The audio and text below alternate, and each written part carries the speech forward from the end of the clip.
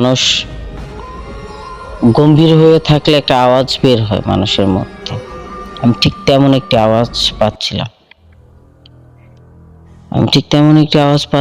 আমি ভাইয়ার দিকে তাকালাম যে ভাইয়ার থেকে কি কোনো আওয়াজ বের হচ্ছে বা ভাইয়া কি নাক ডাকছে কিনা।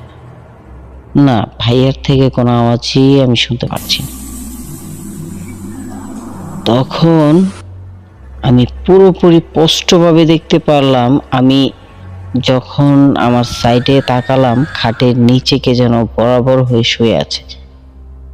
আমি দেখতে পারলাম। আমি চিৎকার দিয়ে লাফ দিয়ে বসে পড়লাম। দেখি কেউ নাই, ভাইয়াও উঠে গেছে।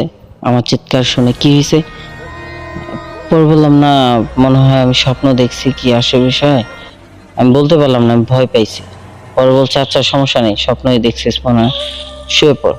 তো আমি তখন আবার শুয়ে পড়লাম।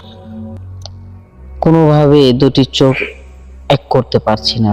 শুধু এই জিনিসগুলোই আমার মাথায় ঘুরছে যে আমার সাথে কি হচ্ছে, আমি কি দেখছি এগুলো, আর কি এইসব, বা কেনই আমাকে এরকম আমার সাথে এমন হচ্ছে।